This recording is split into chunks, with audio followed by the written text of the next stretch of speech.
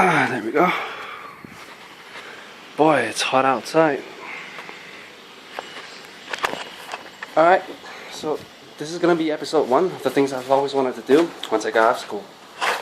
Well, I've always wanted to play around with precious metals, so I thought, why not? I'll make myself a ring. From scratch. So this is what I want my ring to look like. This is a piece of plastic wheel that dropped out from my computer cable. It basically broke off one day, and I thought I might have some use for it, so I kept it around. This is about the size that I want my ring to be. And then I'm working on the wax model. So this is what I've managed to accomplish so far. It's still a bit rough, as you can see. It's not exactly the size, and shape for that matter, because it's not perfectly circular. I still have to shave this down a little bit. Maybe get some sandpaper to rough out the edges, make it smooth. But basically how I did this was I took a piece of wax paper and I made it into a cylinder, as you can see, and I taped it off. This is some black electrical tape because it was all I could find then. And all I did was I set this on top of a piece of metal so the wax wouldn't stick to it. And I burned a candle and I dripped the wax into it until it was about half full. I waited for it to cool down, I pulled it out, and then I started carving. And this is what I've gotten so far. I still need to work on this. And I will. I'm trying to get it to look like this, which I've showed you guys.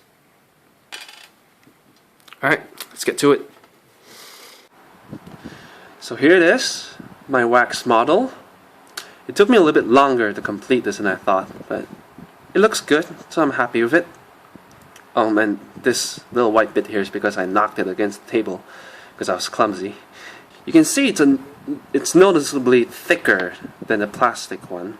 Well, that's because I want to leave some metal on it when I finally cast it, so I can just machine a little bit off if I want to.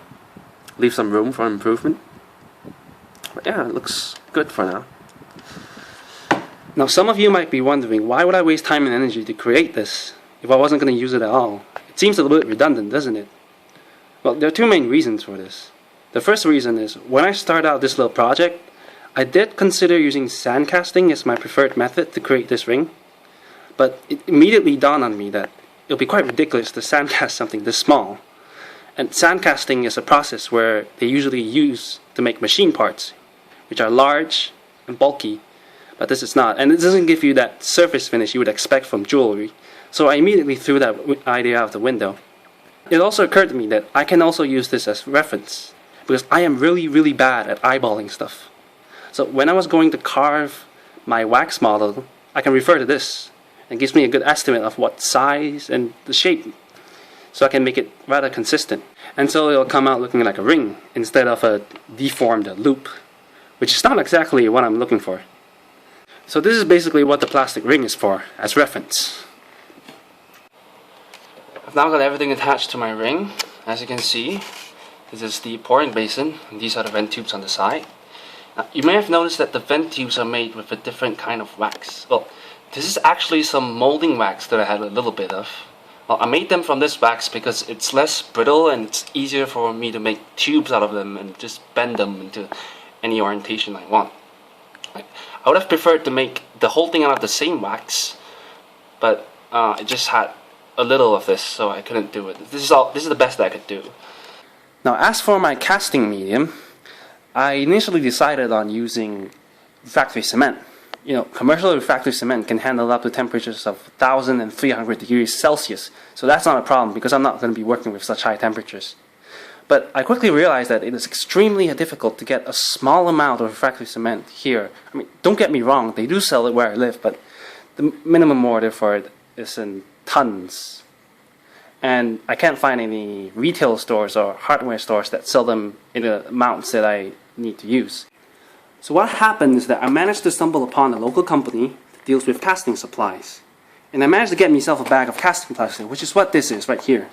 Now what this is made out of it contains primarily gypsum, which is a type of sulfate mineral composed of calcium sulfate dihydride, which is commonly known to us as plaster of Paris. Now, there are also other additives added to this. Now, these additives have really high melting points, such as talcum powder, magnesium oxide, and some lime. And this should actually work better than refractory cement because it's made for this specific purpose. And it'll make it easier for me. I'm going to pour my casting medium inside of this toilet paper roll for convenience sake so I can just peel it off when it's dry.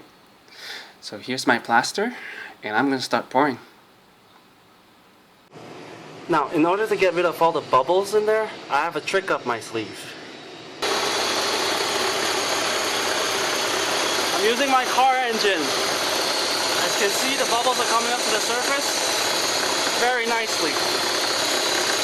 I'm just going to let this run for a couple more seconds, and then I'll leave it up to dry. Apparently I forgot to take some footage of the dried mold, so I'll put in a picture here of it when it just came out of the furnace.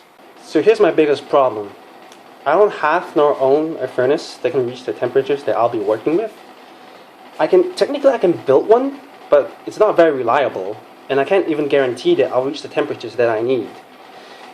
There are places on this island that you can get a furnace like that, but as I found out, even the cheapest one would set me back by thousands. So that's not really ideal. So I started asking around. I've asked private companies, local laboratories, refineries, even the local university and colleges. But I struck out on all of them. I even went to a pottery and asked if I could, use their kiln, but even renting one would still cost me too much. And it took me a really long time to get through all these people. Plus, with Chinese New Year and I wasn't in the country for, I think, a week, I basically got nothing done in the month of February. So in the end, I looked up Penang's Goldsmiths Association, and the lady there gave me a number, to which I called, and at the other end was a man named Mr. Jin. Now, Mr. Jin owns a small operation where he casts custom-made rings or ornaments for people who order them. And I told him about this little project that I was working on, and he agreed to help me.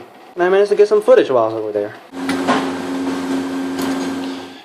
So after the silver has been weighed, it's placed inside of this graphite crucible and will be melted by an induction heating coil.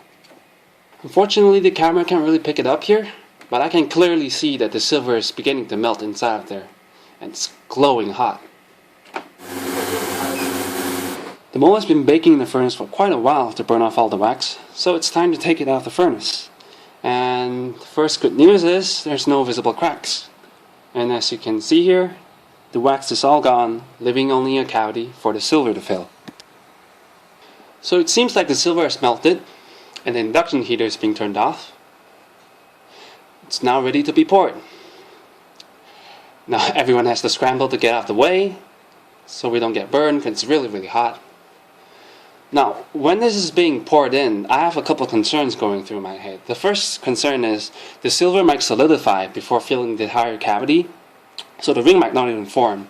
And the second thing is, once the ring has cooled down, it might form a lot of pits on the surface, which wouldn't give it a really nice surface finish. But after seeing the final cast, I'm pretty confident that everything's going to turn out well. Now it has to be left to cool down completely.